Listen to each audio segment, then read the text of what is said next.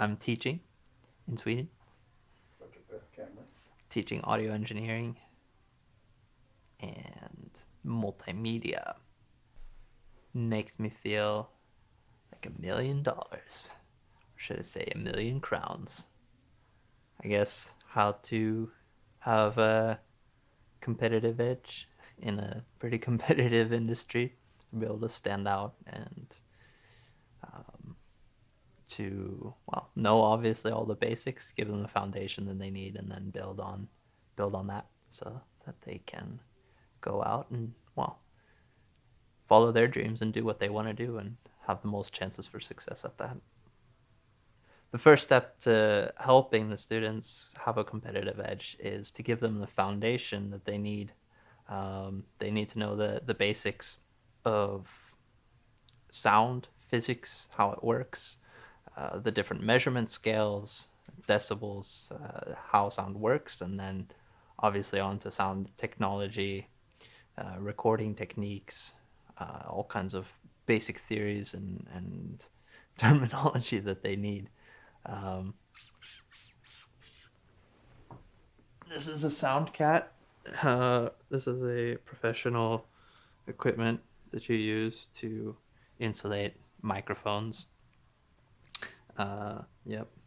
It's a Rodean sound Yes, absorber. it's extremely expensive, high-end technology. I think the thing I enjoy the most is remembering how much I needed guidance and help when I started my journey, and that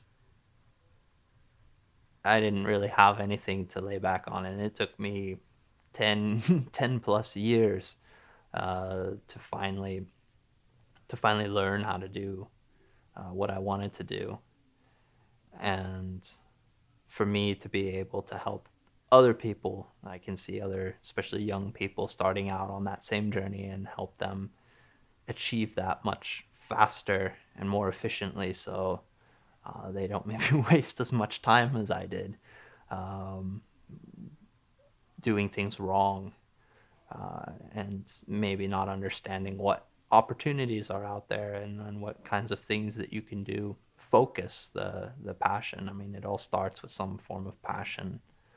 I think everyone has something that they want to do, but for me anyway, it was a pretty unfocused passion. I knew I wanted to make music, and I had some pretty unrealistic goals with that, being a next big artist or something like that, and finding a more practical approach to how can you make a career in that industry, and keep that alive in a way so that um, you can continue to do the things that you love specifically, but even that you have a chance to make a career within the field, and discover other things that are also um, related to, and that may be even more interesting. Um, can discover that maybe there's related fields that um, that have a lot more possibilities, a lot more options, and that are also equally or more interesting. I've had an idea for many years about making basically a media company called We Are Machine, and the name We Are Machine is inspired by the sort of trend our society is going on. Everything's becoming more technological, and the connection between humans and the machines and technology that we make is becoming more and more blurred. Um, and so it's sort of about exploring that relationship between technology and humanity. What's the difference, and how is that going to look in the future? How are we going to define humanity when we can engineer genes, uh, when we can make something that's better than we are?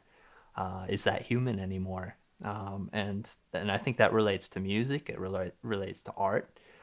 If you look, 500 years ago, you had a violinist that would dedicate their lives to playing the violin. And they had to be exceptional at that. And there still are people that do that. But we also have people that download music software and within a day, within hours even, are making music, making content. Um, and I think that that needs to be explored. It's not for me to judge whether that's a good thing or a bad thing. And I think that more people creating is only a good thing. Music is something ingrained in everyone, and I think the more people that can interact with music, the better. But at the same time, we need to explore that. What does it mean to be an artist?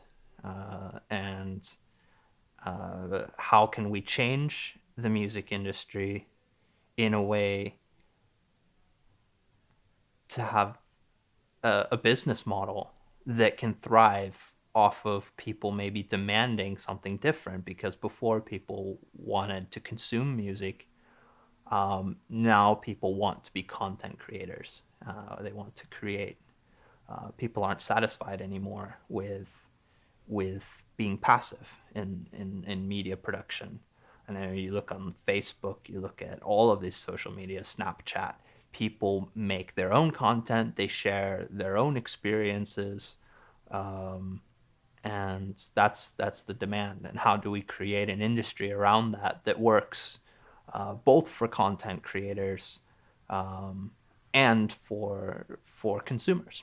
And We Are Machine is sort of an exploration into that. So there's a lot of focus on live electronic music, but it's not limited to that. It's visual art, graphic design, video design, glitch art. I think it's a really interesting genre actually that's sprung up out of all of these sort of categories of graphic design, video, and music. This idea of glitching, and it's sort of the ghost inside the machine.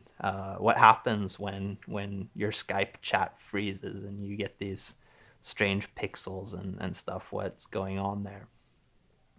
So yeah, it's an exploration of that, and really, hopefully, a forum for content creators to share what they do, share their experiences, and to expose themselves to consumers and to people that want that kind of content. The hope is to put context to everything, also because now we live in a time where there's such an enormous volume of content being created all of the time. And um, if you have such a vast amount of content, a lot of it's going to lack any kind of context. It's just there. Here, I put up a song, I put up a video. What is it of? What was happening? Why? And if you look at a lot of classic media, if you take a song for example, there's usually a story behind it.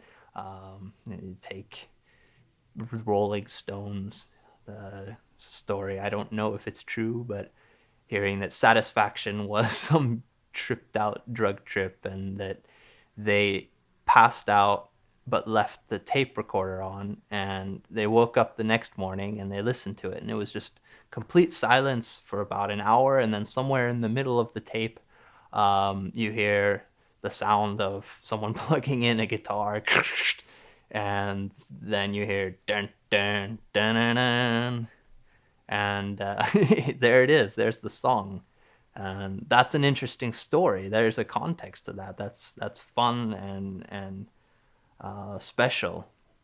And if you have content creation that's just happening constantly, people just with their phones just recording every little thing that's happening, um, the context sort of disappears, and it's not special anymore. It's just every day.